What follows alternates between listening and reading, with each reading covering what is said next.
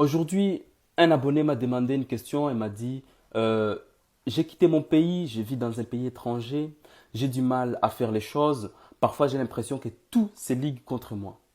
Et donc j'ai eu cette envie de répondre par la vidéo pour que vous tous, vous puissiez avoir mon avis. Et donc, bien souvent, dans la vie, on se sent qu'il y a presque tout qui est contre nous. Nos relations ne marchaient pas, nos affinités d'amitié, ça ne marchait pas, nos business, ça ne marchait pas. On a l'impression qu'on est au fond du gouffre. Mais je vais vous dire une chose. Le monde ne retient que le fort. Comment est-ce qu'on connaît les forts? On les reconnaît via les épreuves qu'ils ont surmontées. Donc aujourd'hui, si tu as l'impression qu'il y a une barrière entre toi et ton rêve, tu dois sauter cette barrière ou sinon tu dois briser cette barrière si elle est insautable. Donc, si aujourd'hui tu penses que tu es au fond du gouffre, tu dois apprendre à créer une échelle pour que tu puisses remonter à la surface. Et s'il n'y a pas moyen de créer cette échelle, tu dois apprendre à grimper. Parce que je vous dis ça pourquoi? Parce que je vais vous donner mon exemple personnel. Je suis venu dans ces pays où je suis étranger, et quand j'ai commencé ma vie active en tant qu'étudiant, on me disait, ça ne sert à rien d'être étudiant, de toute façon tu es noir, tu finiras comme vigile devant un magasin. Et l'intérieur de moi me disait, non, je n'accepte pas cette vie, je ne veux pas être vigile. Et même si je le suis, ça sera pour subvenir à mes besoins. Mais je sais que dans le long terme, je ne pourrai pas rester que ça. Parce que moi, personnellement, ça ne me passionne pas. Et des deux, ce n'est pas quelque chose que je vais faire toute ma vie. Et donc, j'ai refusé d'être réduit à ce que les gens me disent. Je savais qu'en tant qu'étranger, je dois travailler doublement, voire triplement pour être reconnu. Et donc, c'est pour cela, vous voyez, dans la journée, je travaille, le soir, je relis mes cours d'école, ainsi de suite. J'ai fait plein de choses et j'ai que peu de sommeil pour dormir.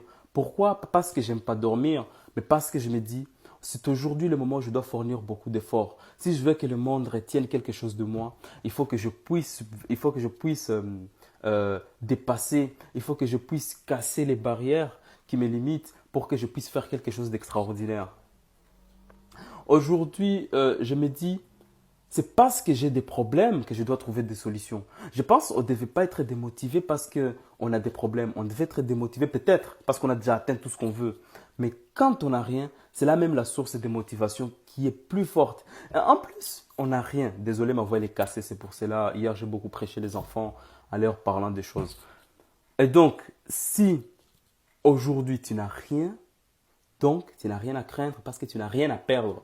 Quand tu n'as rien à perdre, tu ne peux pas dire, ah, et si je faisais ça, qu'est-ce que je vais... Non, tu n'as rien à perdre.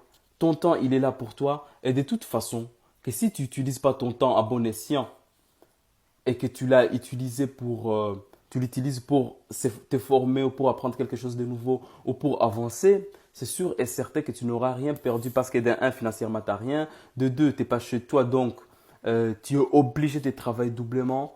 Et de trois, ta seule option, c'est de réussir pour que le monde ne puisse retenir que toi. Et même si le monde entier ne te connaît pas, au moins ta famille pourra dire, grâce à lui, on a pu voir le jour.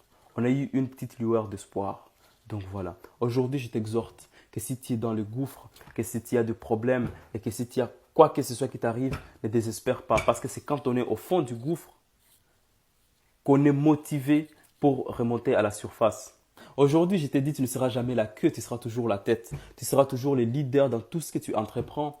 Et Dieu merci, ceux qui te critiquent ou ceux qui ne croient pas en toi, en vrai, ils ont peur que tu puisses les dépasser. Mais toi, reste focus, reste concentré sur ce que tu veux et sûr et certain, tu pourras l'atteindre. Sur ce, je te dis, continue et ne lâche pas.